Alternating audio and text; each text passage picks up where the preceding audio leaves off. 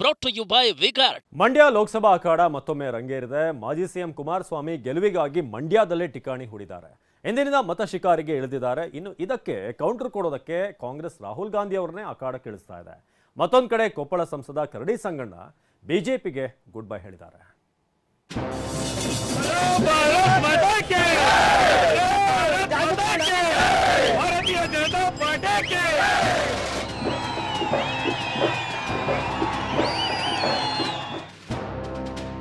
ಗೆಲುವಿಗಾಗಿ ಪಣ ತೊಟ್ಟಿರೋ ದಳಪತಿ ಮಂಡ್ಯದಲ್ಲಿ ಎಚ್ಡಿಕೆ ಮತ ಶಿಕಾರಿ.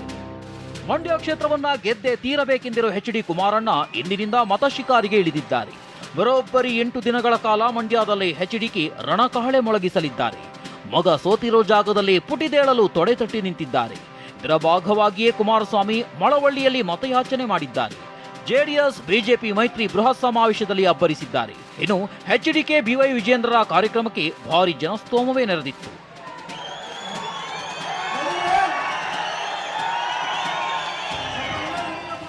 ಇನ್ನು ಮಂಡ್ಯ ಕಣದಲ್ಲಿ ದೋಸ್ತಿಗಳು ರಾಜ್ಯ ಸರ್ಕಾರದ ವಿರುದ್ಧ ಗುಡುಗಿದ್ರು. ಕೈ ಅಭ್ಯರ್ಥಿ ಸ್ಟಾರ್ ಚಂದ್ರರನ್ನ ವಿಜೇಂದ್ರ ಶ್ರೀಮಂತ ಅನ್ನೋ ಮೂಲಕ ಕುಟುಕಿದ್ರು. ಈತ ಎಚ್ಡಿ ಕುಮಾರಸ್ವಾಮಿ ಮೇಕೆದಾಟು ಅಸ್ತ್ರವನ್ನೇ ಪ್ರಯೋಗಿಸಿದ್ದಾರೆ. ಇವತ್ತು ನಮ್ಮ ಮಂಡ್ಯ ಜಿಲ್ಲೆ ಅಭಿವೃದ್ಧಿ ಆಗಬೇಕು ಅಂತ ಹೇಳಿದ್ರೆ ಯಾರೊಬ್ಬ ಶ್ರೀಮಂತ ಬಂದು MP ಆದ್ರೆ ಮಂಡ್ಯ ಜಿಲ್ಲೆ ಅಭಿವೃದ್ಧಿ ಆಗೋದಕ್ಕೆ ಸಾಧ್ಯ ಇಲ್ಲ. ಸಂಸದರಾದ್ರೆ ಇವತ್ತು ನಮಗೆ ಎಂತ ಸಂಸದರು ಇರಬೇಕು ಅಂತ ಹೇಳಿದ್ರೆ ಜನರಿಂದ ಜನರಿಗಾಗಿ ಜನರಿಗೋಸ್ಕರ ಪ್ರಾಣ ಕೊಡ್ತಕ್ಕಂತ ಸಂಸದ ನಮ್ಮ ಮಂಡ್ಯ ಜಿಲ್ಲೆಯಲ್ಲಿ ಗೆದ್ದು ಬರಬೇಕು. ಕುಮಾರಸ್ವಾಮಿ ಅವರು ಮಾತ್ರ. ನಾನು ಈ ಒಂದು ವೇದಿಕೆ ಮುಖಾಂತರ ಹೇಳ್ತಾ ಇದ್ದೇನೆ, ಮುಂದಿನ 5 ವರ್ಷದ ಒಳಗೆ ನಿಮ್ಮ ಆಶೀರ್ವಾದ ಬಲದಿಂದ, ಮಂಡ್ಯ ಜಿಲ್ಲೆ ಜನತೆ ಆಶೀರ್ವಾದ ಬಲದಿಂದ ಈ ಮೇಕೆದಾಟಿಗೆ ಶಂಕುಸ್ಥಾಪನೆಯನ್ನು ನೆರವೇರಿಸ್ತಕ್ಕಂಥದ್ರಲ್ಲಿ ನಾನು ನಿಮ್ಮ ಪರವಾಗಿ ನಿಲ್ಲದೇ ಇದ್ದರೆ, ಅದರಲ್ಲಿ ಯಶಸ್ಸನ್ನು ಕಾಣದೇ ಇದ್ದರೆ ರಾಜಕೀಯದಿಂದಲೇ ಇವತ್ತು ನಿರ್ಗಮಿಸ್ತಕ್ಕಂಥ ಸವಾಲನ್ನು ಸ್ವೀಕಾರ ಮಾಡ್ತಾ ಇದ್ದೇನೆ. ದಳಪತಿಗಳನ್ನ ಹಣಿಯಲು ರಾಹುಲ್ ಗಾಂಧಿ ಅಖಾಡಕ್ಕೆ. ಎಚ್ಡಿ ಕುಮಾರಸ್ವಾಮಿ ಅವರನ್ನ ಹಣಿಯಲು ಕಾಂಗ್ರೆಸ್ ನಾಯಕರು ಪಣ ತೊಟ್ಟಿದ್ದಾರೆ. ಕೈ ಅಭ್ಯರ್ಥಿ ಸ್ಟಾರ್ ಚಂದ್ರರನ್ನ ಗೆಲ್ಲಿಸೋಕೆ ಖುದ್ದು ರಾಹುಲ್ ಗಾಂಧಿ ಅಖಾಡಕ್ಕೆ ಇಳಿಯುತ್ತಿದ್ದಾರೆ. ನಾಳೆ ಮಂಡ್ಯದಲ್ಲಿ ರಾಹುಲ್ ಗಾಂಧಿ ಬೃಹತ್ ಸಮಾವೇಶ ನಡೆಸಲಿದ್ದಾರೆ. ರಾಹುಲ್ ಗಾಂಧಿ ಸಮಾವೇಶಕ್ಕೆ 1 ಲಕ್ಷಕ್ಕೂ ಹೆಚ್ಚು ಜನ ಸೇರುವ ನಿರೀಕ್ಷೆ ಇದೆ. ಇದು ತಗೊಳ್ಳೋಣ. ಇದು ಇನ್ವರ್ಟರ್ AC. ನೀವು ಗ್ಯಾಮ್ಲರ್ ಅಲ್ವಾ? ಗ್ಯಾಮ್ಲರ್ ಜೂಜಾಡ್ತಿರಲ್ವಾ? ನೀವು ಜೂಜಾಡ್ತೀರಾ? ಇಲ್ಲ, ಯಾರು ಏನು ಹೇಳಿದ್ರು ಅಂತ ನೀನು ಎಷ್ಟು ಕಾಸ್ಟ್ಲಿ ಹಾಗೂ ಡೆಲಿಕೇಟ್ AC ತಗೊಂಡು ಸ್ಟೆಬಿಲೈಸರ್ ತಗೊಳ್ಳಿಲ್ಲ ಅಂದ್ರೆ ಇದು ಜೂಜಾಟ ತಾನೇ.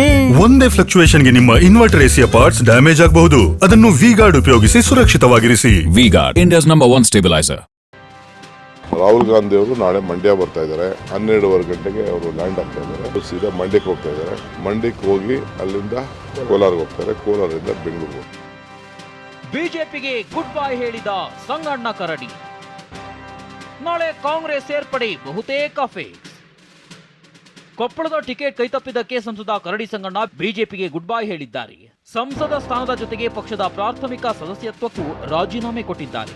ಅಷ್ಟೇ ಅಲ್ಲ, ಸಂಗಣ್ಣ ಕರಡಿ ಸದ್ಯ ಕಾಂಗ್ರೆಸ್ ಸೇರ್ತಾರೆ ಅನ್ನೋ ವದಂತಿ ಇದೆ. ನಿನ್ನೆಯಷ್ಟೇ ಕೈ ಶಾಸಕ ಲಕ್ಷ್ಮಣ್ ಸವದಿ ಸಂಗಣ್ಣರನ್ನ ಭೇಟಿಯಾಗಿದ್ರು.